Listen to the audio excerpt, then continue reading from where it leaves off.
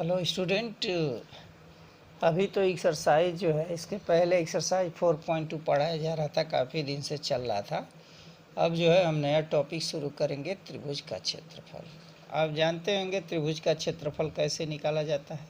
उसका फार्मूला जो है वो पहले क्लास 10th में पढ़ा है, लेकिन अब जो तरीका बताया जाएगा वो डिटर्मिनेंट के फॉर्म में लिखने के लिए लिख करके उसको हम त्रिभुज का क्षेत्रफल निकालेंगे।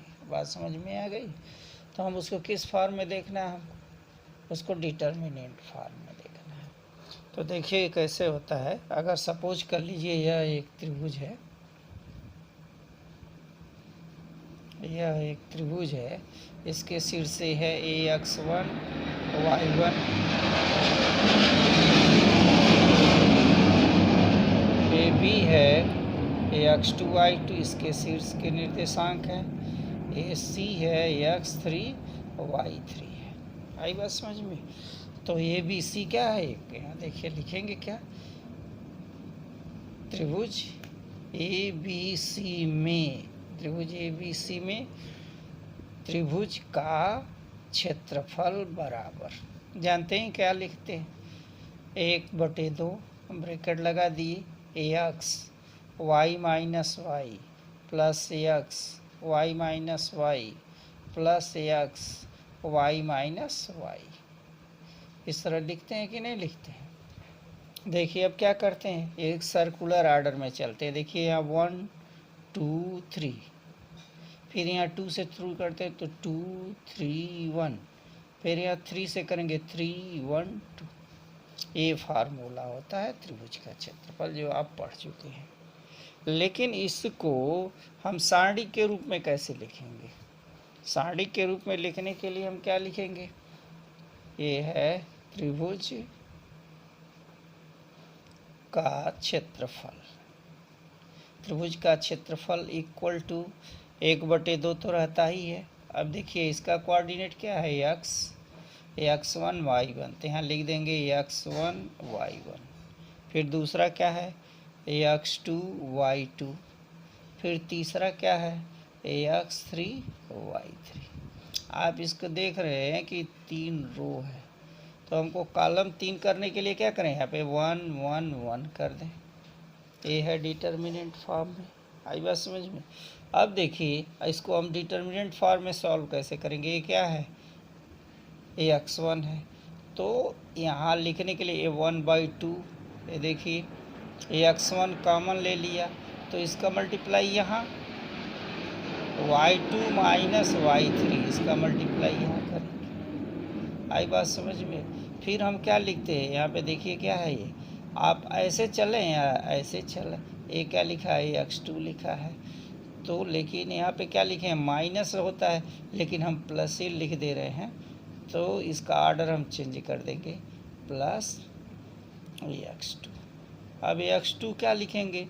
अब देखिए पहले क्या होता है, ये लाइन छोड़ के ऐसे मल्टीप्लाई करते हैं, लेकिन अब हम क्या कर देंगे, यहाँ y3 minus y3 minus y1 plus, अब क्या है यहाँ पर, ये देखिए ये x3 है, तो ये x3 कॉमन ले लिया, तो ये पूरी लाइन छोड़ देना रहता है, ये लाइन छोड़ देना रहता है, तो इसमें मल्टीप्लाई क्या करेंगे, y1 इंटू 1, तो क्या होगा y1 फिर माइनस y2। ये देखिए ये त्रिभुज का क्षेत्रफल। बात समझ में आ गई? तो त्रिभुज का क्षेत्रफल 1/2 x1 y1 1, x2 y2 1, x3 y3 1। ये चीज़ आई बात समझ में? नंबर पहला है त्रिभुज का क्षेत्रफल में हेडिंग डाला है। दूसरा क्या है, अब इसको संरेख होने का प्रतिबंध। आई बात समझ में? तो देखिए संरेख होने का प्रतिबंध क्या होता है, संरेख होने का प्रतिबंध।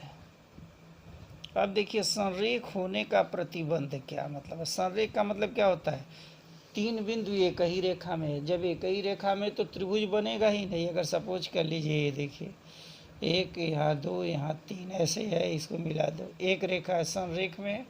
ये है x1 y1, ये क्या है x2 y2, ये B है, ये C है, ax3y3। ये त्रिभुज फॉर्म ही नहीं करता है। तो जब त्रिभुज फॉर्म नहीं करेगा तो संरेख होने का प्रतिबंध, त्रिभुज का क्षेत्रफल बराबर 0। बस यही चीज़ है। तो इस एक्सरसाइज में सिर्फ दो ही चीज़ पढ़ना है, पहला त्रिभुज का क्षेत्रफल और दूसरा क्या है, त्रिभुज ये संरेख होने का प्रतिबंध। तो हो गया। अब देखिए इसको डिटर्मिनेंट फॉर्म में लिख दीजिए, 1/2 ax1 y1 1 ax2 y2 1 ax3 y3 1 equal to 0। तो जब हम 0 लिखेंगे तो क्या लिखेंगे, देखो 2 से इधर मल्टीप्लाई कर दें, 2 इधर होगा तो मल्टीप्लाई में हो जाएगा, तो उसका वैल्यू 0 हो जाएगा। यानी क्या होना चाहिए, यहाँ पर होना चाहिए x1 y1 1 ax2 y2 1 ax3 y3 1 equal to क्या, इक्वल टू 0। इसको सॉल्व कर लेंगे वही आंसर होगा। ठीक है, सॉल्व करने में क्या आएगा, ये देखिए x1 कॉमन ले लें तो y2 minus y3 plus x2 common ले लिया, ये जब कॉमन लेंगे तो क्या लिखेंगे y3 माइनस y1। यहाँ देखो y1 माइनस y3 होता है, लेकिन यहाँ माइनस होने के रीजन से माइनस कॉमन ले लिया, x3 ये है।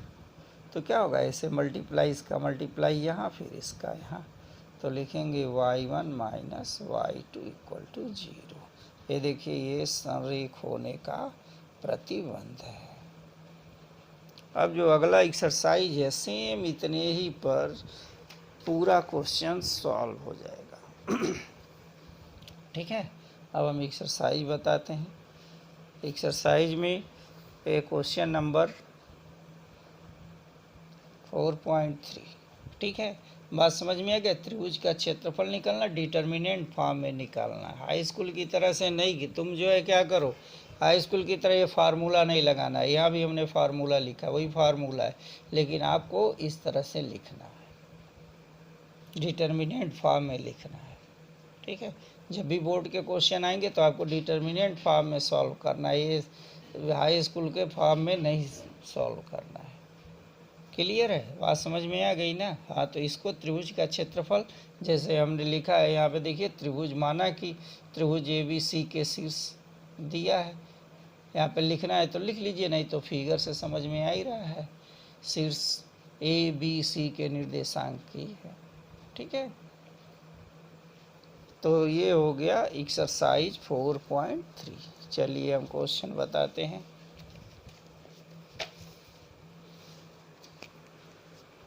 जल्दी जल्दी देख ले, एक्सरसाइज ख़त्म हो जाएगा तो कल से नेक्स्ट टॉपिक जो है वो पढ़ाया जाएगा। एक्सरसाइज 4.3 क्वेश्चन नंबर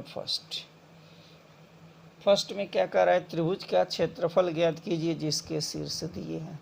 तो फर्स्ट में क्वेश्चन 3 दिया हुआ है, उसमें मैं सिर्फ एक बताऊंगा। नंबर फर्स्ट, त्रिभुज के शीर्ष क्या है, 1 0 6 0, फिर क्या है 4 3 है। आई बात समझ में। तो इसको क्या लिखते हैं, इसको क्या लिखते हैं, x2 y2 x3 y3 हो गया। ठीक है, तो क्या होगा, त्रिभुज का क्षेत्रफल इक्वल टू 1/2, क्या लिखते हैं, x1 y1 1 x2 y2 1 x3 y3 1। Clear है। अब वैल्यू रख दीजिए 1/2, x1 की वैल्यू क्या है, यहाँ देखिए क्या लिखेंगे 1, y1 की वैल्यू 0, फिर 1 तो लिखना ही है। अब आ जाइए x2 की वैल्यू यहाँ क्या दिखाई दे रहा है 6, y2 की वैल्यू 0, फिर यहाँ 1 हमको लिखना ही है। अब नेक्स्ट क्या होगा, नेक्स्ट x3 की वैल्यू है 4 3 1 हो गया, ये बन गया, ये त्रिभुज बन गया। आई बात समझ में। तो ये एक त्रिभुज के शीर्ष दे दिया। अब इसको हम क्या करेंगे, फार्मूला निकालेंगे। निकला हुआ है तो त्रिभुज का क्षेत्रफल बराबर 1/2 अब आप इसको जिस भी तरह से लेना चाहे ऐसे कॉमन लें या ऐसे कॉमन लें, दोनों चीज़ एक ही चीज़ होता है। अब देखिए हम ऐसे ले रहे हैं, ये क्या लिखा है 1 लिखा है, तो यहाँ 1 कॉमन ले लिया, तो इसमें देखिए अब इसको ये पूरी लाइन छोड़ना रहता है, ये लाइन छोड़ना रहता है। 1 का 0 में मल्टीप्लाई करेंगे, 0 इंटू 1 -3 इंटू 1, देखिए यहाँ 3 इंटू 1, 3 इंटू 1 हो गया। अब क्या होता है, दूसरा ये 0 है तो -0 लेते हैं, तो 0 के पहले जो भी मल्टीप्लाई 0 में करेंगे तो सब 0 हो जाएगा, तो मल्टीप्लाई करने की ज़रूरत नहीं है। अब क्या है, ये देखिए 1 है तो लिख दिया +1। अब ये लाइन और ये लाइन पूरा कट करना है, तो यहाँ देखिए 3 छक्के 18, 6 गुणे 3 -4 इंटू 0, ये देखिए ये बन गया। तो 1/2 ब्रैकेट में ये क्या होगा 1 है, ये 0 हो गया, 3 1 जा 3, तो क्या होगा -3, ये तो है ही है, 0 है, 0 तो प्लस माइनस होता नहीं, आप ऐसे ही लिख दें प्लस, यहाँ देखिए 1 है और ये 3 छक्के 18 है, 1 गुणे 18 आई बात समझ में। तो बना क्या 1/2, 18 में से 3 जाएगा, कितना बचेगा 15, तो कितना आंसर है 15/2 वर्ग इकाई, ये हुआ आंसर 15/2 वर्ग इकाई होगा। क्लियर है। तो ये चीज़ है पहला क्वेश्चन, पहले में 3 पार्ट दिया है, आप उसको सॉल्व करेंगे, आई बात समझ में। चलिए हम दूसरा बताते हैं, क्वेश्चन नंबर दूसरा, इसको संरेख सिद्ध करना है। क्वेश्चन नंबर 2 लिखा है दर्शाइए कि, छोटा लिख दे रहा हूँ इसलिए, छोटा है इसलिए लिख दे रहा हूँ, नहीं तो क्वेश्चन हम भेजेंगे। दर्शाइए कि बिंदु ए, इसके कोऑर्डिनेट हैं ए बी प्लस सी, ठीक। दूसरा है बी, बी के कोफिशिएंट क्या है, यहाँ देखिए बी सी प्लस ए और C equal to C A plus B संरेख है, आई बात समझ में। तो आप किसी तरह इसको 0 प्रूफ कर दें, वो संरेख प्रूफ हो जाएगा, ठीक है। तो पहला शीर्ष क्या है, यहाँ सॉल्व देखिए, पहला पॉइंट ए, कोऑर्डिनेट क्या है पॉइंट ए के, ए बी प्लस सी, तो क्या होता है x1 y1 होता है। बी के कोऑर्डिनेट क्या है, यहाँ देखिए बी और सी प्लस ए, ये क्या होता है x2 y2, और सी के कोऑर्डिनेट हैं सी ए प्लस बी हो गया, तो ये क्या होगा x3 y3 हो गया, ठीक है। चलिए संरेख होने का प्रतिबंध देखिए, संरेख होने का प्रतिबंध, संरेख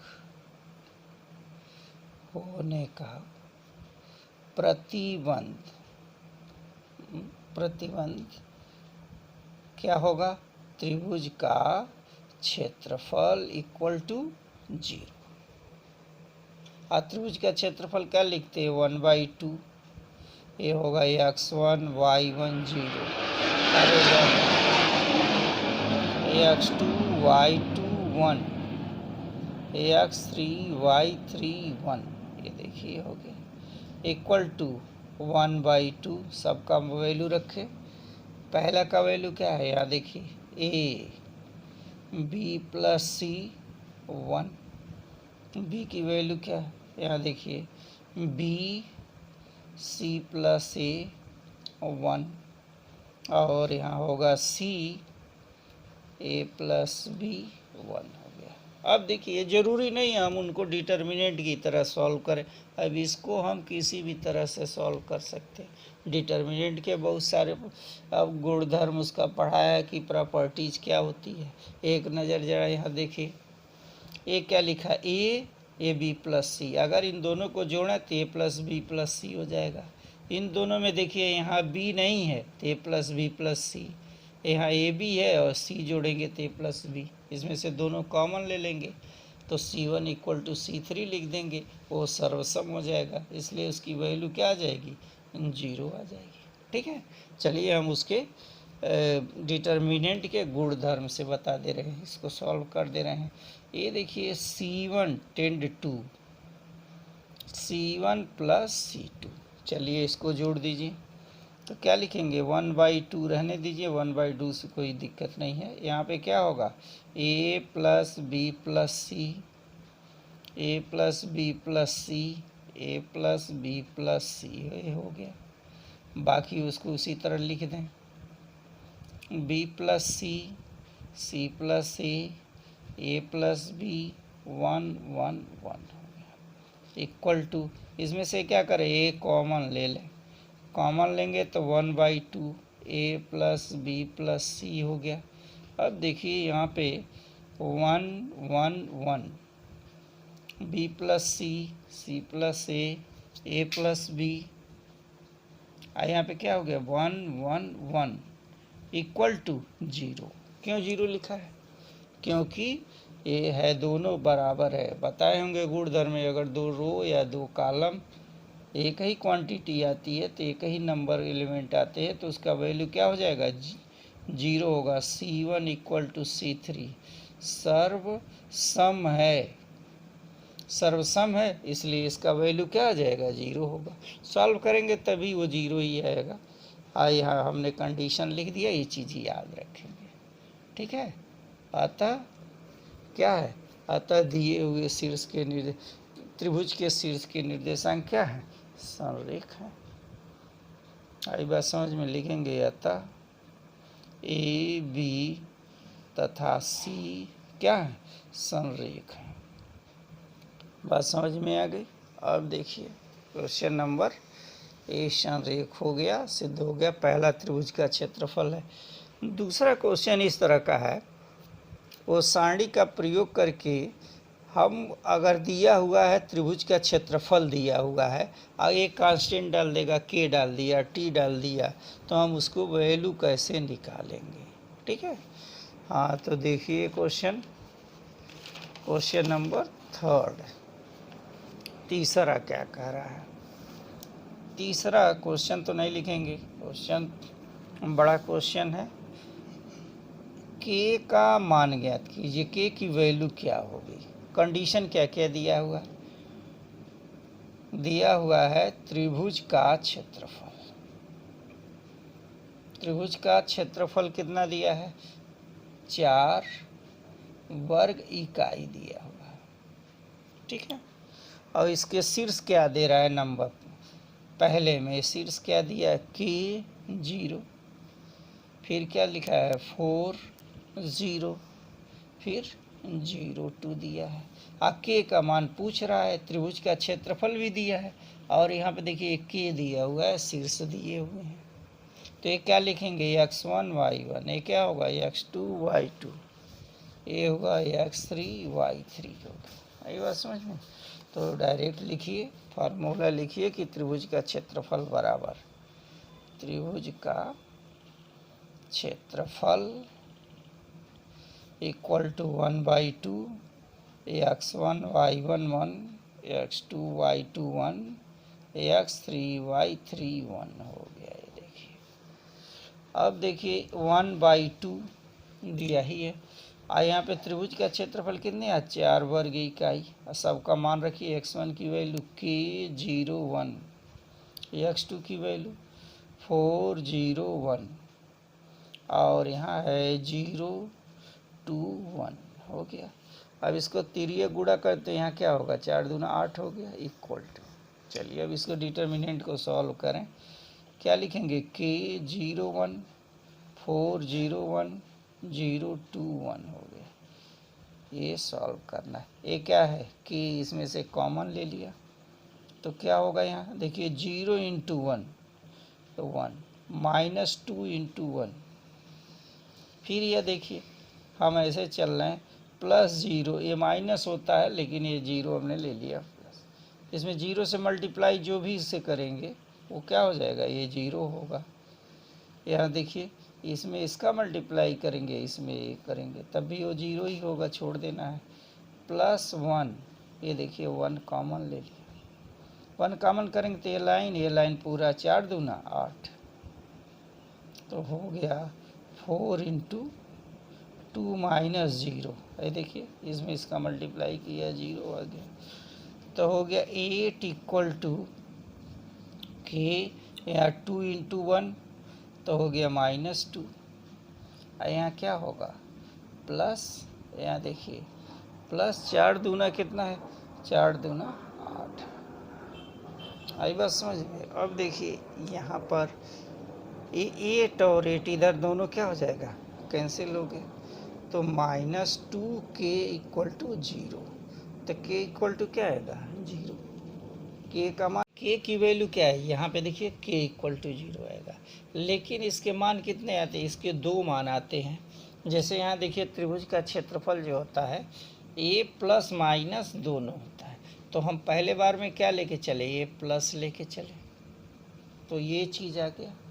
आई बात समझ में। सब इसी तरह से रहेगा। दूसरी बार में क्या करेंगे, दूसरी बार में हम क्या करेंगे, यहाँ लिख देंगे निगेटिव लेने पर।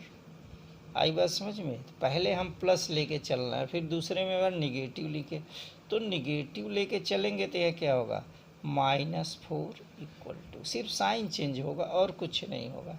अब देखिए -4 × 2 किया, अरे 2 इधर कर दिया, = यहाँ पे क्या लिखा है -2k, और यहाँ पर है क्या है ये चीज़ +8, ये क्या होगा -8 = -2k, और ये क्या होगा, अरे +8 होगा। अब इसको हम इधर पक्षांतर कर दें तो क्या होगा, 8 8 कितना होगा, -16 हो गया, = -2k। ये देखिए माइनस दोनों प्लस हो गए। आई बात समझ में। इसको 2 से काट देंगे तो ये 8 हो गया, तो 8 = k है। तो k के मान कितने आए, आगे देखिए k = 0 और k = 8, ये इसका आंसर होगा। बात समझ में आ गया। पहले आप प्लस लेके चलेंगे और लास्ट में क्या करेंगे, फिर माइनस लेके आएंगे, ये 2 आंसर ये क्वेश्चन देगा। आई बात समझ में। तो इस तरह से ये क्या हो गया, ये क्वेश्चन सॉल्व हो गया, k का मान निकालना है। दूसरा क्वेश्चन भी दिया हुआ है इसी तरह से, k का मान ही निकालना है। ठीक है, ओके।